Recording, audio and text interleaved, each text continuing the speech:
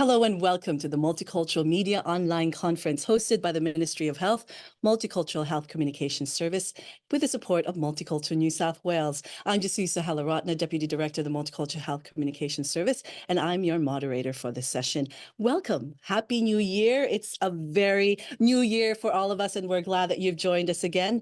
And we're back from the holidays, and we had the opportunity to spend time with our friends and family. And a big thank you to all the health workers who had been working throughout the festive season with the emergency services. And thank you for being kind to one another during the season. But we have a big opening session for 2024 for Multicultural Media Online. And our special topic for today is healthy eating, active living. How do we start getting healthy for the new year? We have, of course, joining us today, Dr. Jan Fizzell, our favorite New South Wales Health Senior Medical Advisor, and also from the Office of the Chief Health Officer. Dr. Jan, welcome back. Nice to see you. Thanks so much, Jess. Exciting to have 2024 ahead of us. Yes, thank you so much for being here. We're also glad to have with us Lisa Yates, Manager of the Food Policy in New South Wales Health and Dietitian, to share some really healthy updates for the community information on healthy eating. Thanks, Jess. Good to be here. Yes, welcome and Happy New Year. Happy Thanks for New Year. joining us. And before we start, we'd like to acknowledge the traditional owners of the land from which we are all meeting from today.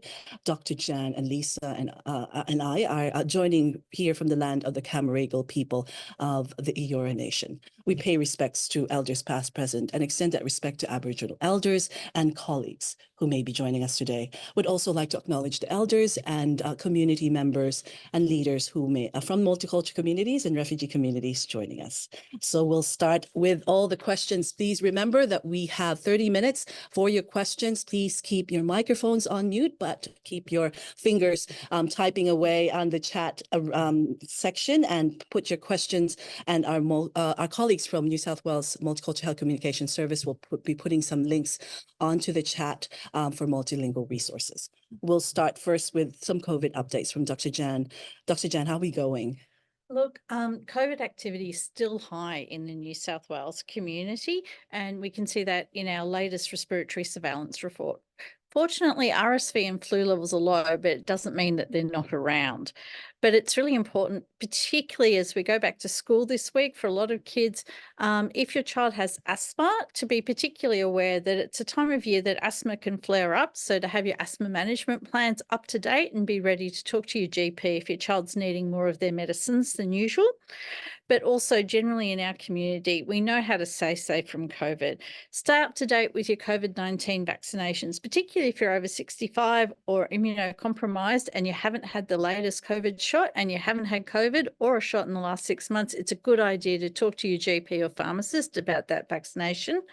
Talk to your doctor now about whether you might need to have medicine to help you if you do get COVID, because it really can help you get over COVID quickly.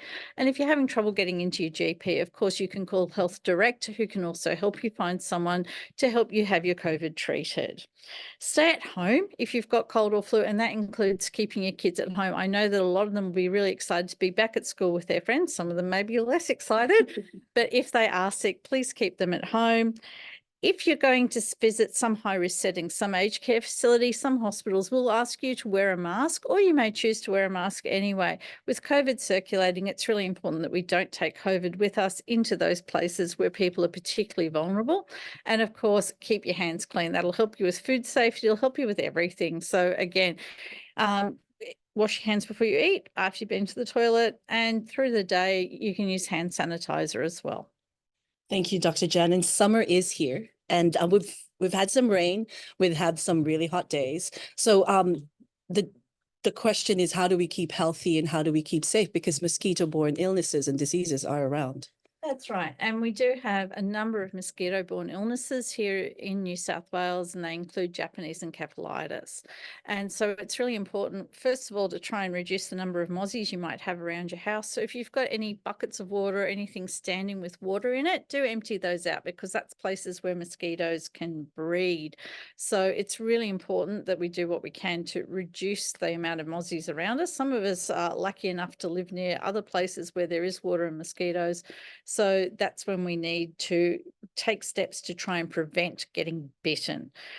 So there's a number of ways we can do that. The first is to use insect repellent. There's a number of different ones available. Try and use one that's appropriate for mosquitoes, and follow the instructions on the label about when to apply that, particularly if you're trying to get the sequence of sunscreen and insect repellent in sequence. It can be a bit tricky.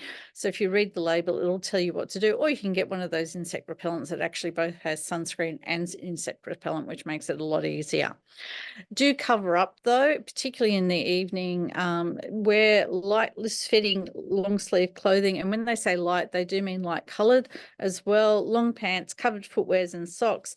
And do try and keep the mozzies out. I know it's really nice to catch a breeze, but if you can, try and make sure that you've got some fly screen or other screening to stop the mozzies getting you, or it could even just be about putting a cover over you in your bed. They're easily available and they're not particularly expensive. The other thing is, if you're in certain local government areas where we have seen more Japanese encephalitis virus, and those local government areas are able to be seen on the New South Wales Health website, you're eligible for a free Japanese encephalitis vaccine, and we'd really encourage you to take that up, because it's always much easier to be vaccinated than to get JE. And again, you can see much more information on the New South Wales Health website about how to keep mozzies away and how to stay safe around mosquitoes. Thank you, Dr. Jan, and we'll put that on the chat and to keep mozzies away on the website, and also some resources in language for you. Now, I remember usually when it's summer and it's the festive season, and our family would go out for picnics, and there's mosquitoes and you're eating, right? And then it's really terrible. But then that's how you keep safe, and it's keeping those repellents. So it's really important to just, you wear long sleeves, and I know it's summer, why would I have long sleeves on? And the answer is, if it's during the daytime, it helps to protect you from the sun. But during the evenings, it's about giving the mosquitoes less territory that they can actually get you for. And, anyone who's just had a mozzie bite, itchy as. So again, it's about, you can prevent those mozzie bites. So you can prevent that short-term, inconvenience of feeling itchy and uncomfortable, but also that longer-term risk of having a disease that the mosquitoes have spread. Yes, and you don't want to start the new year with any disease. You really don't, No. because, they're unpleasant. Ross River can involve an arthritis, JE can involve, inflammation of the brain. No one wants those types of things. And it's, fairly easy to prevent. I know you can't avoid all mozzies all the time, but just being aware and keeping things like your insect repellent around, just keeping it in your bag when you're going out and about. It means that, if you are out later than you thought you were, and you're sitting there outside and you're starting, I'm getting bit, it's not about, well, I don't have anything I can do about it. If you've just got it in your bag, and it's the same, if you keep your sunscreen handy, you may not have intended to go out for a walk at lunchtime, and it's only when you're 5 minutes into it, you realize the UV is actually quite high. If you've got your sunscreen with you, it makes it really easy just to apply it, and then you can stay sun safe, and later in the evening, mosquito safe. Yes. Well, thank you, Dr. Jan. And that's a good way to just protect yourself during summer from mosquitoes. But it is the new year, as we said, and it's time to get healthy. Yes. With healthy eating, being physically active. What are the tips that you have for us to get started? I've tried, and I am trying my best, but what's the best way to motivate yourself, and programs that are available? So the new year is a perfect time to refresh your health goals, and we have the Get Healthy service, which might be a great opportunity for you. It's a free service. It offers phone and online coaching. It's available to anyone over the age of 16 living in New South Wales, and it can provide you with advice. You might be interested in eating better or exercising more. Maybe you want to reduce the amount of alcohol you're drinking, or maybe you're pregnant and just looking for some additional support. The program is there at a time convenient to you, so it's absolutely worth checking it out. And you just go to the Get Healthy website to sign up. And what's available when you do call? What would you be expecting? The program, you get 6 programs, or calls? You can speak with a qualified university-trained health coach, and you get at least 6 confidential coaching calls. So that's really helpful to set your health goals, and they'll be there to support you along the way. And that is important, to have someone just be a bit accountable to someone. Yeah. What does a healthy, as being a dietitian, and what does a healthy diet look like? So healthy eating is all about getting all the nutrients and the energy you need to get you through your day.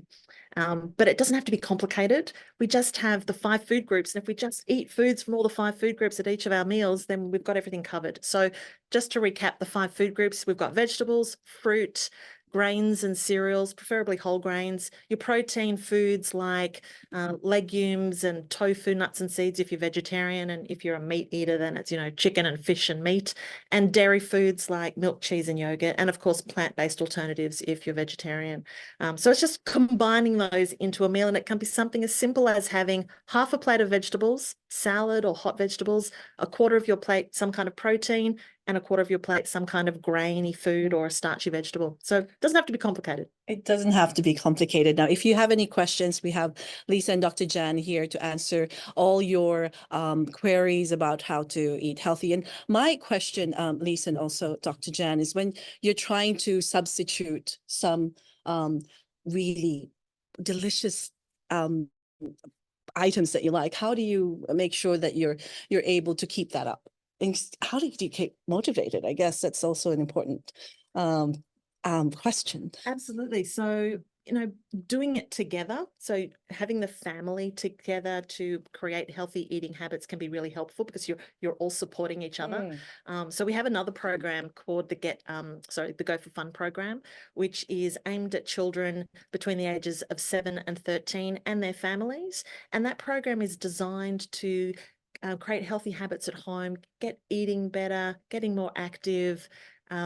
So yeah, that's another opportunity for families to do that. And there's lots of, good resources that come through that. Because you're also buying the right items for the refrigerator. So so it's all the same thing. I think that makes it easy for everyone. Absolutely. And the families that have completed the Go for Fun program, which is a 10-week program that operates during the school term, one of the things they love the most is the supermarket tours, because they're learning practical skills about how do I navigate the supermarket, what sort of food should I buy, how do I read the labels, how am I going to plan my menus, and the program provides lots of really family-friendly recipes as well. Well, we have a comment from Sonam Palyar, and he said he noticed that Get Healthy also offers interpreters. Amazing service and all power to it. What do you say to that? Oh, fantastic. Yeah, a lot of some locations do actually have cultural support workers to help families when the program is delivered in English. So it's nice to be able to have, assistance to families that, English is not their first language. Yeah. Yes, and there's a Get Healthy service line, I think, for the Chinese community. So that's really very good. But in terms of recipes, how do you make sure that they're aligned with those basic tips and that like you said, those having food, having vegetables, and healthy eating? So we've got lots of recipe inspiration on the Healthy Living website, so it's a great place to go. The recipes are for anyone who might be just starting out and getting cooking. Maybe your skills aren't as well as you'd like them to be. You can start out with something easy like, boiling an egg, making a simple garden salad, all the way through to people who are really time poor and they're just looking for simple, easy, low-cost recipes. They're all on the Healthy Living website. And whilst you're on the website, you can also visit a food group calculator, which can tell you how many serves of each of the different food groups that you need for your age, your gender, and life stage. You might be pregnant or breastfeeding and needing extra. And that's really exciting. I'm going to try that, the Healthy Calculator. And also on the chat, we'll have also the quick and easy and how the links to some of those resources in the calculator. But school is back. And Dr. Jan, you probably had this when you had to do the lunch box for your a long time ago when you had to prepare some recipes for your kids. And I remember that. And some of the people watching in the media, I think, would be interested in what would be a healthy school, lunchbox. I agree. I think parents and carers all over are celebrating that school's gone back, including my nephews who went back today. It's not just the kids who have to get back into that school routine, right? It's the person who packs the lunch boxes has to get back into their routine too. So some tips for healthy lunch boxes include making them the night before if you can. If you're making dinner at night and you're chopping up some vegetables and maybe some fruit for dessert, cutting up and packing a little bit of extra ready for the lunchbox tomorrow can be really simple. We've got loads of new lunchbox recipes on the Healthy Living website as well, so that can be another great place to get them. Packing a healthy lunchbox is so important for kids because they need energy to play, but also to concentrate, learn and focus whilst they're at school. So it's really important to have a healthy lunchbox. Dr. Jan, from a New South Wales health perspective, this is really important for healthy eating and part of the initiatives that we're doing for New South Wales Health. Look, I think what is really interesting is the wide variety of foods today that kids eat. I think particularly if you're not always looking after kids, and so if you're a grandma or an auntie or an uncle packing a lunchbox for a kid, it's really interesting to see how much more kids will eat today. You know, you put out a salad in front of them and they're like, yep. Whereas, you know, 15 years ago, we saw a lot less of adventurousness with food. And so I think that's something is also understanding that kids don't just tolerate healthy food, they actually look forward to it and are enjoying it. And I think it's also part of our attitude towards food, particularly some of us who are older and we don't have small kids around us so much anymore, is understanding how much kids have changed in their food experience, how much they're used to seeing more varieties of food. And so not being afraid to offer them, you know, the carrot sticks, not being afraid to offer them, you know, with a bit of dip or something interesting to eat, because it's really quite an acceptable thing to be eating these days. And also, isn't it that some of the kids are the ones asking for healthy food now? And that's great. Yeah. So, I mean, a healthy lunchbox would typically used to be, right, a sandwich, a bread roll and a wrap. But you're right, interesting salads based on rice or pasta or noodles, even leftovers from dinner the night before can be packaged up and sent with a little fork. Then you want to pack some really nutritious snacks. So definitely, you know, the veggie sticks and the hummus, the yogurt, chopping up some fruit. Really important as well if your school participates in crunch and sip, you need to have some little fruit and veggie snack to have early in the morning. And of course, we need a water bottle because water is our preferred drink. And because it is the summer months, as you mentioned, food safety, we want to keep those lunch boxes nice and chilled. So you can freeze that water bottle, or you can use one of those reusable, refreezable ice bricks to kind of keep everything nice and cold until it's lunchtime. Yeah. Yes, and from families from multicultural backgrounds can keep their healthy lunchbox healthy with some cultural healthy options, isn't it? Absolutely. Yeah, I think, and like you were saying, kids are quite more adventurous these days. So why not explore all these different cultures, you know, and of course, schools do have cultural awareness days too, where everybody's bringing in food from that culture. So absolutely. Yes, but what do you do when you want for your own healthy lunchbox for work? That's really important too. Well, interesting. I'll tell you what I had today, because I went to the supermarket looking for just a quick salad, but I came across this little packaged lunchbox. So, well, it was a, you know, plastic container with some information, with half a wrap. It had the hummus and the veggie sticks and some cherry tomatoes. It had some little crackers and some cheese. It was perfect. And I thought it was only $6. So healthy eating does not need to be expensive. Yes, and especially when you don't have time, it's time poor coming home. So I think that's what people are advising as well. That to keep it simple but healthy, and also especially keeping it time efficient as well. Certainly you can spend less money when you're buying fresh food and making it yourself compared to the occasional products that are always in the packaging. Yeah. How about developing a shopping list and all that? Is that part of organizing yourself to keeping yourself in check with healthy eating? Yeah, I mean, that's a really good tip to plan your meals. And that way, you know exactly what you're going to need. So when you write your shopping list, you've got everything that you need on the list. About a third of the energy that we eat comes from the unnecessary occasional foods and drinks, the kinds of things that we would have at a party, but unfortunately we're having them on a daily basis. So if we don't buy those things, not only are we saving money, but we're also, you know, protecting our health as well. So I always think of checking your shopping trolley before you check out of the supermarket. So take a quick look. Is there anything that's slipped in there? Maybe the kids have, you know, dumped a couple of extra little things in there, and what can you put back? I find that one of the really interesting things I think about is the cost of fruits and vegetables. And I know a lot of people have been saying, well, they seem to be quite expensive.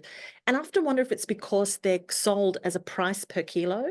So, you know, apples and bananas are what, $4, $5, $6 a kilo. But what if everything in the supermarket was sold as a price per kilo? So I checked out favorite chocolate biscuits, muesli bars, and chips. Guess how much they are as a price per kilo? Anywhere between $13 and $35 a kilo. Wow. So in comparison, a banana at $4 a kilo is a really cheap snack compared to other packaged snacks. You can actually save quite a bit of money. And I've seen some supermarkets now that are actually pricing fruits and vegetables per item. 45 cents for a banana, 50 cents for a peach. And I think that's really smart because it helps people to realize just how cheap that fruits and vegetables are compared to other snack foods. So that way you can really be efficient with your shopping, and you're keeping it low cost, but you're keeping it healthy. Yeah, definitely. Yeah. So I wanted to find out as well, as you said, but that frozen food fresh food is much better sometimes and cheaper. Well-being is something that involves the whole family. What programs are there to support children to get healthy and active? And you said Go for Fun is a service that's available. Yeah, so Go for Fun, as I said, it's that 10-week program that's held during the school term. It's usually a couple of hours after school. Most of our families just love the sense of community and well-being that they get from attending the 10-week program. And kids have a really much better greater self-esteem and confidence and well-being because they've created new connections with families in the community and made new friends. There's a question here from Dr. Nargis Banu. Does family gene take any part of the body weight, regardless how healthy you're eating? Oh, so there are certainly people with certain body types and certainly genetic makeups that put on weight more easily or lose weight more easily.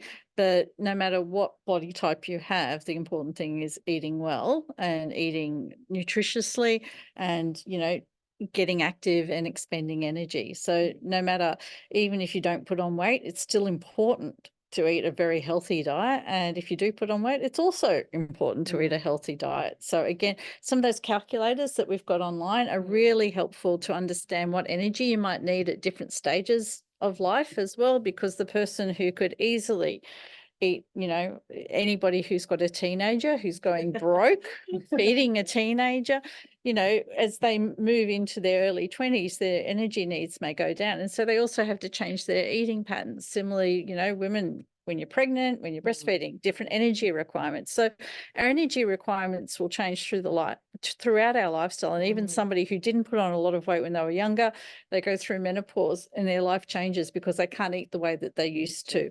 Yeah. And so it's really important that you eat for your life and stage. But the most important thing is to eat a healthy diet. And if you do need to lose weight and eating that healthy diet doesn't seem to be budging things, talking to your GP to get good advice that's tailored to you so that fad diets, they just don't work. You do need to have this constant behavior change with people helping to look after you over a number of years. Yeah, it's not a 6-week project losing weight. It's quite some time, but it is important. Yeah. And you want to protect yourself along that journey as well so that you don't get heart disease and diabetes, and you're controlling your blood pressure and controlling your cholesterol. So that journey takes time. And whilst you're on that journey, eat healthy, keep your body healthy and well as you're going through it. And you're right, it is about stages, right? Yeah. And don't write yourself off because, like in my family, all women by the time they're in their 50s are solid. We are solid. But that doesn't mean that I could eat a healthier diet or a less healthy diet. If I just say, okay, I'm stuck with solid and don't eat a more healthy diet, then it's not going to get better for me. And so the important thing is to go, okay, I may never, ever be a size 6 because my bone structure and nothing else about me was ever destined to be a size 6. But if I'm not the healthiest I can possibly be within, my diseases and everything else, it's just not going to work. And so that's the really important thing is even if you're not feeling if you're not well and you can't exercise as much as the next person, you can still try and eat healthy and you can do what you can do to be as fit and healthy as you can be. And I think that's really important. And also, with eating healthy, it's just little steps with being physically active. That's right. So the Get Healthy service and the Go for Fun program both have elements of just encouraging movement, getting the kids to play games outside and working together as a family and doing activities on the weekend together. So any small amount of movement can add up and keep your fitness up, as well as help you potentially to lose weight. Yeah. So how do you sign up to the Go for Fun? So Go for Fun is really simple. You just go to the Go for Fun website and you can register there. The online enrollments sorry, I forgot to mention there is an online program as well as a face-to-face program. So online enrollments for term 1 close on Friday, the 9th of February. And the enrollments for the face-to-face program close on Friday, the 16th of February. So there's still plenty of time to get involved and to sign the family up and to kickstart your 2024. Oh, well, thank you for that. And Dr. Nargis Banu said that I like carbs. Okay, I think we all like carbs. But how do you control it? How do you keep it moderate? Yeah, that's right. I mean, we probably all do eat too many carbs, but the Australian Dietary Guideline has, set serving sizes. So for instance, a cup of rice is a serving size for carbs, a cup of noodles, a cup of pasta, a small bread roll, a little corn cob. These are all serves of carbohydrates. So sometimes, yes, we just tend to overeat them. But if we just bring it back to a moderate amount, then that's exactly what the Australian Dietary Guidelines is telling us. Now, my question is it good to have small snacks every day, in once a day, that will help you? Because those are really good steps, because most of the time we're always eating 3 meals a day. But how can you limit that food? Can you give us some tips? Yeah, there is a risk to constantly snacking. So your body needs a chance to recover from eating and digesting food. And I guess humans are very clever. Over the millennia, we've worked out that we need breakfast, lunch, and dinner. And if you're hungry in between, you might need a small snack. So it's good to have a meal every 3 to 4 hours, which is kind of when the brain runs out of fuel and says, get hungry, give me some food, I need to refuel. So a 45-cent banana would be good. Exactly. Yeah. Something cheap and delicious. Yeah. Yeah. Dr. Jan, what other tips would you suggest in terms of making sure that we keep safe? It's, like you said, it is not just eating, but it's this prevention of diseases. But it's also just that first step. And it's amazing how little things of incidental movement can really add up. I was really surprised because during COVID, because I was working so much, I wasn't on the train. Now when I walk to the train station and walk home from the train station, that incidental exercise, like my exercise goal from last year, it's killed just in that simple one thing a day.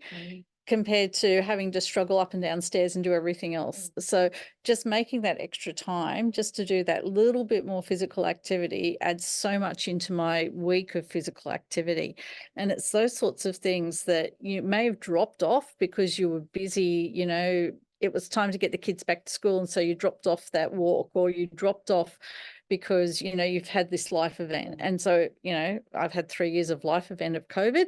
Now I'm trying to get back to something that looks more like a normal thing. And it's the same, like it's that meal planning that can really help you reduce your costs, because you're not throwing out all this food, because everyone knows who's going to be home, which is a really tricky thing. I've got 2 young adults in my household. There's me, there's my husband, who's going to be home for dinner tonight, and making sure that you've got the food in the house without it going off is a really big trick. But more and more supermarkets are open more and more often now, so it's actually easier to actually match what you're going to buy with how many people you're going to be cooking for, which can help you save food, save waste, but also save money, rather than, or if you've cooked too much, that's a great lunch tomorrow. You hope, if you've cooked something healthy and delicious.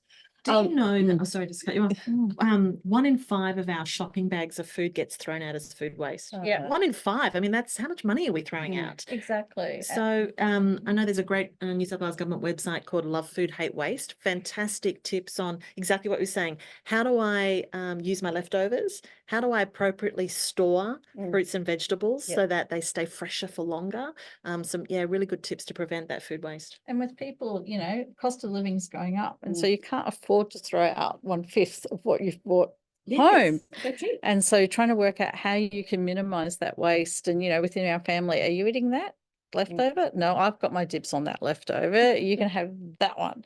Is a real, it's a competition some nights when we're having leftovers nights as to who gets which one. Do you have the leftover shelf in the fridge, which is designated for the leftovers? We don't, but maybe we should. Oh, that's really good. That's really But good. maybe You we can should. use one of those, rub out Yeah, pens and put the just- dates on and put your name on it. And Yeah, well, the name doesn't work. Oh, well, you know what?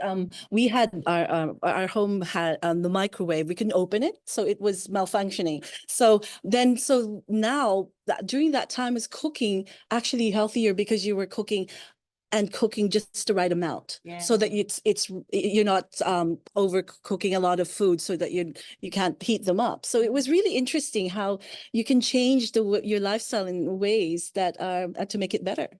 Interesting that Yeah. microwave had such a big focus in your house. Yes, it was like you couldn't open it. I had a special touch and it would open, but then it stopped. It just said no. But I guess that's really important of the challenge of making the food healthy, but making it tasty, which is so important. And just being aware of what you've got, what's available to you, so that you've got the right portion sizes, so that you're not over shopping, because it's quite easy to overshop or overcook or whatever else. But also, if you have got a teenager and you do need to do it, making sure that they're accustomed to leftovers being an option, and that they don't have to go and get fast food to fill that after school hole.